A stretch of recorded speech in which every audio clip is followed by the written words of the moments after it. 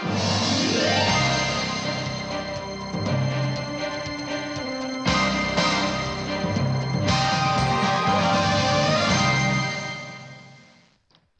and welcome to Newsroom series. I'm Olumide Macaulay. Our focus today is the northwest region of the country. Thank you for joining us. We begin with the Supreme Court, which has reserved judgment in an appeal filed by Major General Aminu Bande, the governorship candidate of the People's Democratic Party in Kebbi State, challenging the election of Mr. Nasir Idris of the APC. The court, presided over by Justice Kudirat Kekereekun, reserved the judgment to a date to be communicated to the parties after counsel to the appellants and respondents adopted their briefs of argument. Major General Bande, in his appeal, prayed the Apex Court to set aside the judgment of the Court of Appeal, which affirmed the election of Mr. Nasir Idris as the governor of Kebbi State on the grounds that his election was characterized by several electoral malpractices. Governor Idris' election as Kebbi State Governor had also been affirmed by the State Election Petition Tribunal and the Court of Appeal.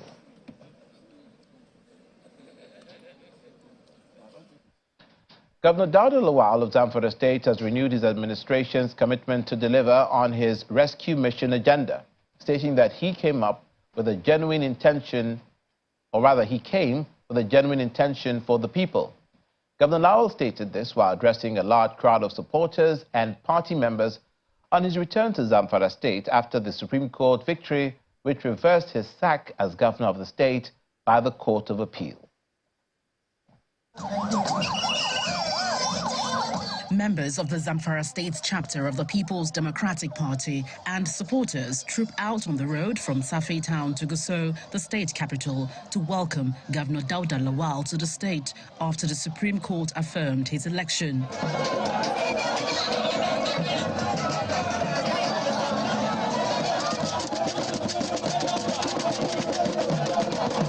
The governor's convoy wade through the streets of Gusau as the people urge him to focus on his campaign promises. I think the Supreme Court's verdict reflects the wish and will of the people of Zamfara. And you have seen this morning that all the citizens of the state have come out en masse to welcome His Excellency, the Executive Governor. And you can't quantify the kind of joy and, hope that the people of Zamfara actually are feeling today, because, today is exceptional. After the victory at the Supreme Court, we're expecting more to come. Right from the campaign, the manifesto has been that he's going to bring so many changes to Zamfara State, and it is what we are expecting, and we have started seeing. There is no any single aspect of his manifesto that he has not started touching. Each part of the manifesto has been experiencing a drastic change, and there is something going on in all over Zamfara State. Addressing the crowd, the governor lists the efforts of his administration to develop the state, including schools, hospitals, road infrastructure, and revamping agriculture through improving the state's economy.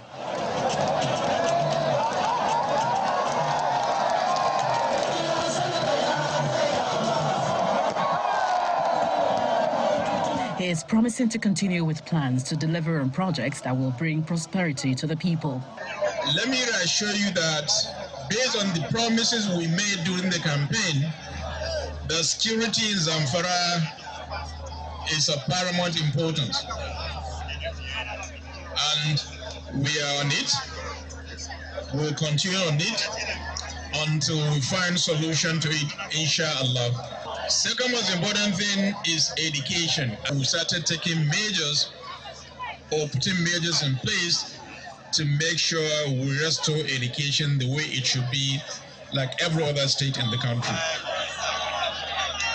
Of course, healthcare is also important, and we're doing so much in that area by reconstructing and rehabilitating most of the hospitals in all the 14 local governments to make sure healthcare is given its priority also. We are also working on infrastructure. You can see the urban renewal. Residents are also hoping that with the affirmation of Governor Lawal, he can focus on delivering on his campaign promises, especially the issue of insecurity in the state. Meanwhile, following the victory of the Kano State Governor, Mr. Abba Yusuf, at the Apex Court on Friday, the governor applauded President Bola Tinubu and has assured the people of Kano State of his commitment to deliver the dividends of democracy in the areas of education, health, empowerment, amongst others. Channels television correspondent Nanchin Vincent gives us an update on the people's expectations from the NNPP government.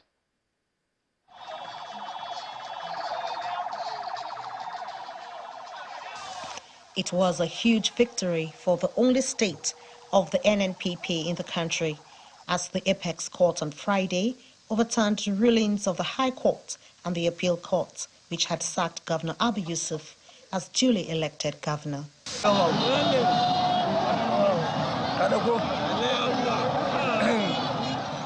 His arrival to Kano on Sunday was greeted with a lot of excitement from residents. We appreciate the effort of the judges on how they defend and bring democracy to our people in Kano State. So I'm happy, but I'm happy for Nigeria. I'm happy that the dignity of the system has been restored. I'm happy that in any situation, you find people with integrity, people that can stand for the truth, people that are ready to go to any extent to defend the truth. And I must also extend my sincere regard and gratitude to the President of the Federal Republic of Nigeria. Although the governor's 7 months in office was faced with a lot of turbulence owing to the battle for the governorship seat, he says he remains focused on carrying out notable projects in the area of infrastructure, development, financial support to students of secondary and tertiary institutions, and sponsorship of first-class students for master's degrees to foreign universities. Our victory at the Supreme Court is not by our powers or wisdom. It is the will of God. You went out during the election, endured the scorching sun, endured the hunger, and stayed for long hours to cast your vote. But some mischievous people tried to steal your mandate. God will not allow that to happen. Still fresh in the atmosphere is a calm and joyful Kano at the moment. Residents still have high expectations from the governor on bringing them meaningful development in different sectors. To solve the problems which we reaching him in our primary school education, such as school uniforms, school teachers, and their own desk. What we need for the governor of Kano State, we need security, we need water supply. This is the major problem what we have in this city, especially on water supply. Now that the legal battle for the governorship seat is done and dusted, the Kano State Governor, Abba Yusuf, can now concentrate on governance issues. And one of the immediate priorities is the implementation of the 2024 budget, the first by his administration, being a first-term governor. From Kano Commercial City, Nanchin Vincent, Channels Television News.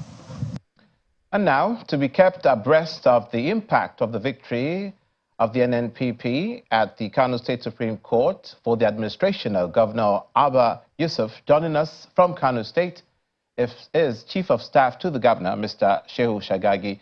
You're welcome to the program. A very good afternoon. You're welcome. Thank you so much for having me. It's our pleasure indeed. Let's begin with your initial feelings when the Supreme Court verdict was relayed. Tell me your personal feelings as soon as you heard it, and how did the governor feel? Of course, we felt we were grateful to God. The governor was full of gratitude to Almighty Allah for at least giving us victory at the last hour.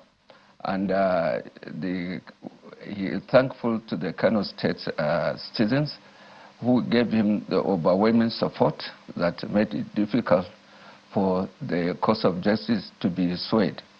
And I'm sure the governor, you can heard it during his speech, when he was received by the mammoth crowd day before yesterday, and he showed his gratitude to Almighty Allah, and gratitude to, of course, our leader, Engineer Rabi Musa Konkoso, and of course the President, and the judiciary, especially the judiciary for the Supreme Court justices, for restoring the integrity and sanctity of the judiciary. And they have done a lot, because that is the last hope of every man, not only the common man. And, you know, this showing of gratitude is of two types. He has said it with the word of mouth, and the second one will be by action. He promised to double his action, what he has done in the last 6 or 7 months.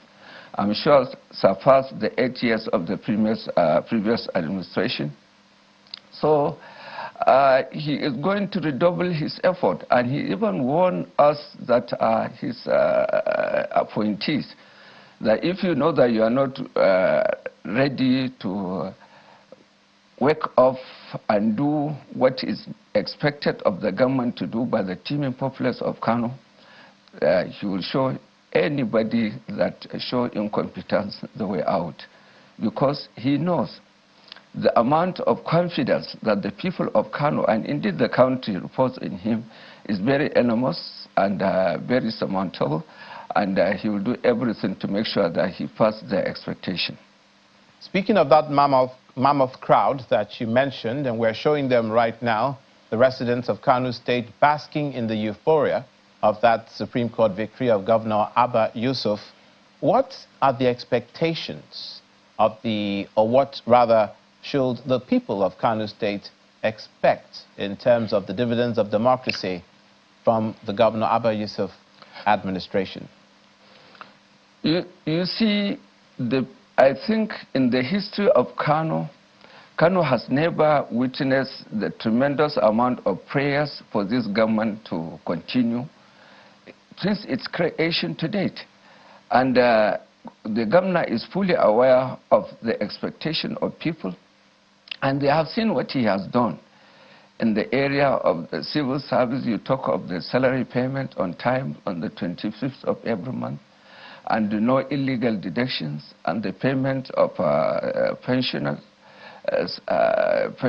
monthly pensions, and the payment of gratuity. And I'm sure your TV has witnessed when he launched the payment of gratuity that was refused to pay by the previous administration. He set aside over 6 billion naira to settle that debt, and you can see a lot of them are very happy. And you see in the area of education, you can see the 1001 scholarship initiative that majority of them are now abroad studying their master's degree in their chosen area.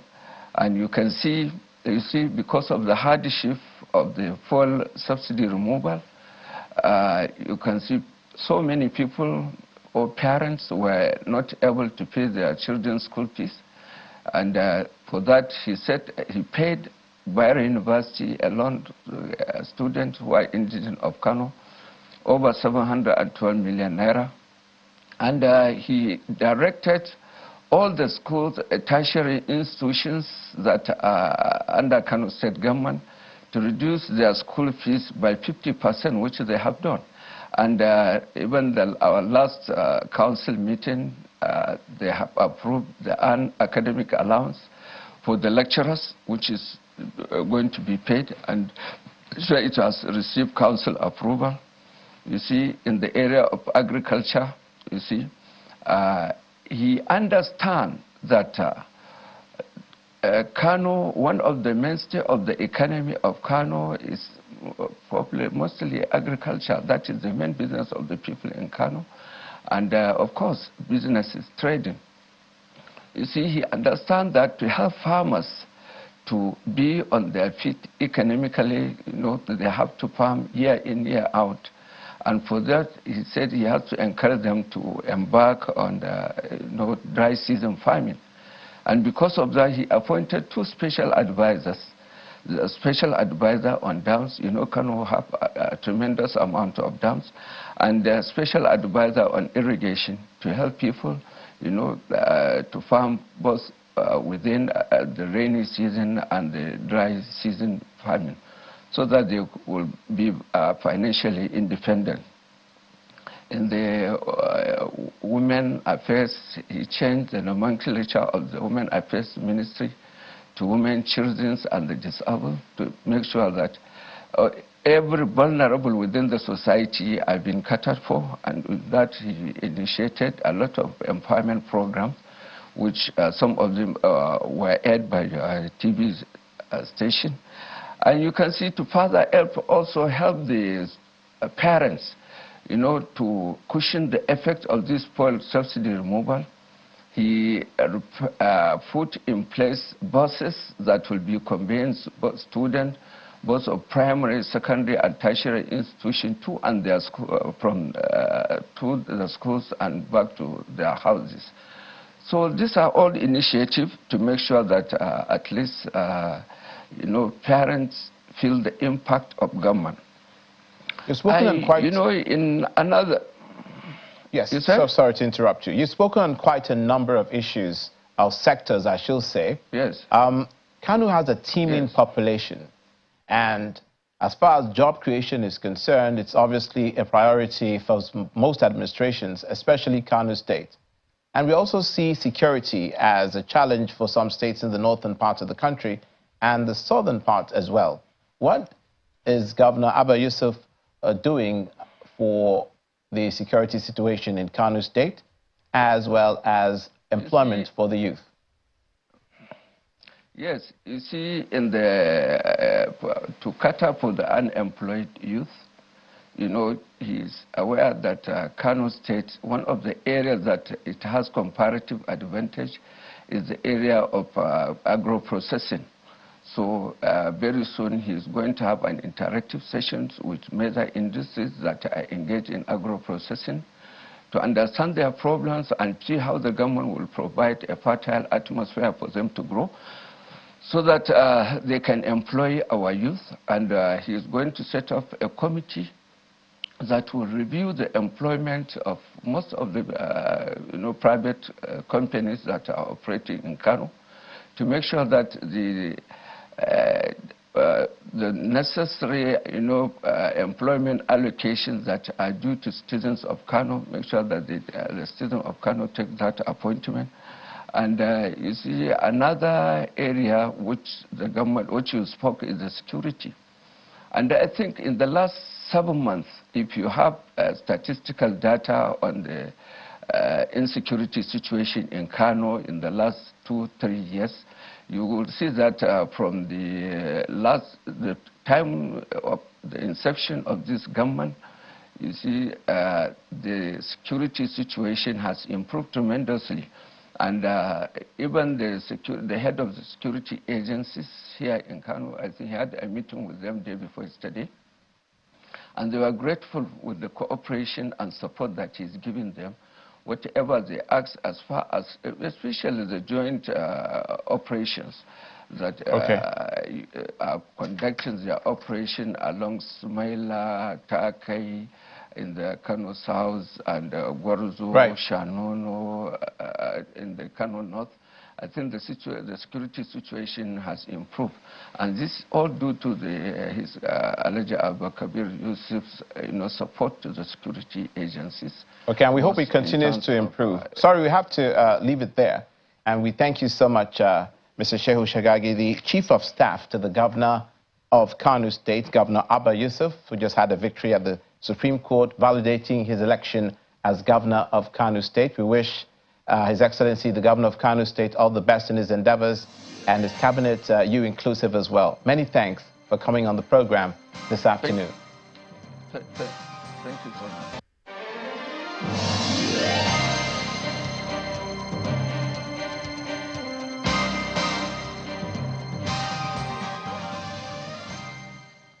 Welcome back. Residents of Katsina State in the Northwest region have called on the state government to address the recurring issue of out-of-school children as quickly as possible.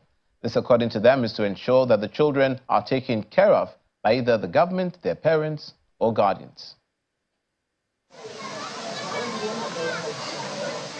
The phenomena of the street children in Katsina State and the northwest region of the country is becoming alarming. A disturbing trend to many residents. With poverty, in addition to a growing number of children orphaned by banditry, have contributed to the number of street children in the state. Beside the popular Almajiri system of Islamic education, which helps to keep some of these children off the streets, parents from rural areas send their children to urban cities to acquire Islamic knowledge in similar facilities.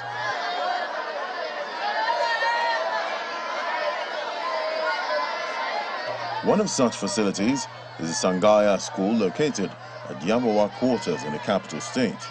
The school runs in 3 segments. The first starts immediately after the morning prayer and closes by 7:30 a.m., and the second begins by 9 a.m. and closes by 11 a.m.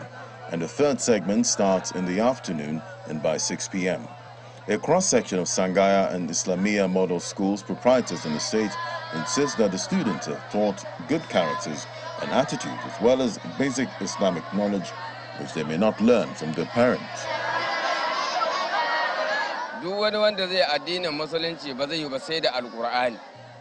are only teaching them purely Quran, which is the basis of Islam, because anyone practicing Islam must have the knowledge of Quran. Anything contrary to that is not acceptable. After that, we don't collect any amount of money from the students. We teach them free of charge for God's sake. If not for the 10 Naira weekly fee we collect from each of the students on Wednesdays, and this is for them to get school blessings, which is not in any way meeting our needs.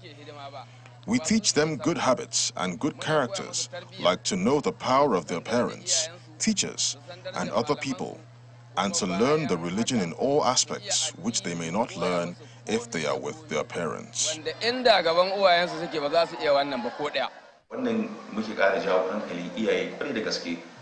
At this point in time, I want to draw the attention of parents to give and attach importance to Islamic education for their children, so that good leaders could be raised and the society could be sanitized. Communication experts are worried that these non-formal education institutions may not be sufficient to get the children off the streets. Obviously, we are living on a time bomb. It's a responsibility of government to tackle this issue as quick as possible and ensure that these children are being taken care of, either by the government or by their parent or whoever is responsible. If we continue going this way, I want to assure you that in the next 10-15 years, these children are, when they grow and they don't have that, they don't know sympathies, they don't know care, they don't know love by parents, by the members of the society, they are going to be serious nuisance to the society. He is of the opinion that the problem is big enough for the state government to establish an agency that will see to their Islamic and Western knowledge as well as vocational skills. I advise Katsina State government to officially establish a particular ministry, department or agency that is responsible of taking care of on-the-street children. That particular ministry should come up with blueprint, with a policy document that is going to guide the lives of these on-the-street children. As you are asking, that ministry should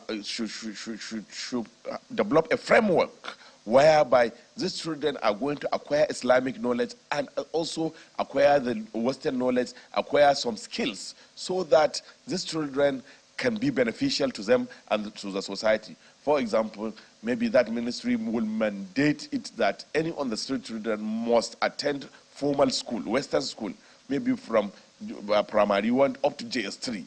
In June 17, 2022, the Katsina State Government, UNICEF, and other development partners launched a cash-based program to provide learning opportunities to over 20,000 out-of-school children in the state and improve the socio-economic well-being of the beneficiaries and their households. The state government says the partnership between Katsina State and UNICEF has yielded many positive results, and both target the re-enrollment of 40,000 out-of-school children into primary and secondary schools across the state. Widows of Nigerian soldiers who lost their lives while fighting Boko Haram insurgents in the northeastern part of the country and bandits in the northeast have been lamenting the non-payment of their spouses' entitlements by the federal government years after their death. The distraught widows, who note how their husbands lay down their lives in service of the fatherland, appeal to the military and authorities to assist the families with employment opportunities and settle outstanding benefits of their late husbands.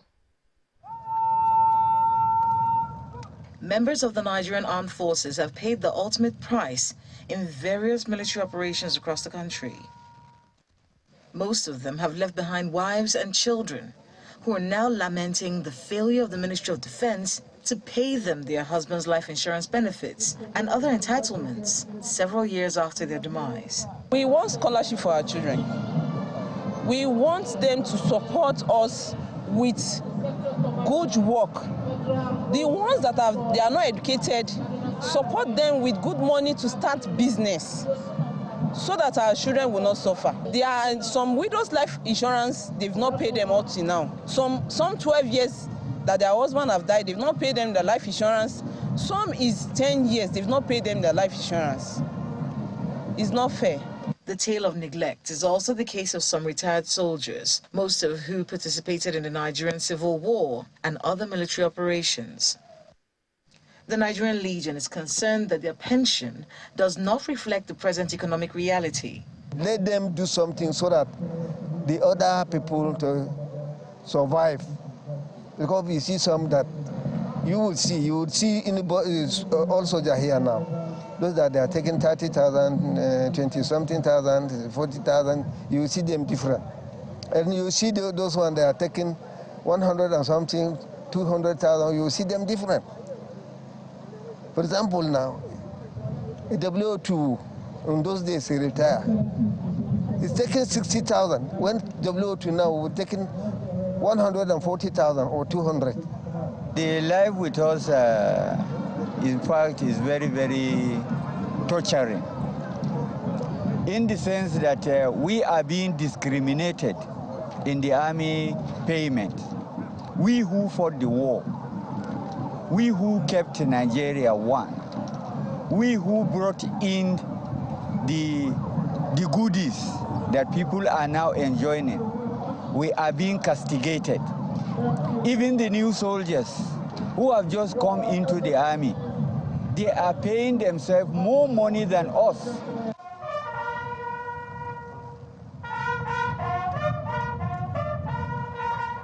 While the federal and state governments used the 2024 Armed Forces Remembrance Day to make several promises to improve the welfare of personnel of the armed forces and those they've left behind, these widows of deceased soldiers and ex-servicemen are hoping for prompt intervention to their requests. That's Newsroom Northwest, a newsroom series today. Thanks for watching. I'm Olumide Mokol.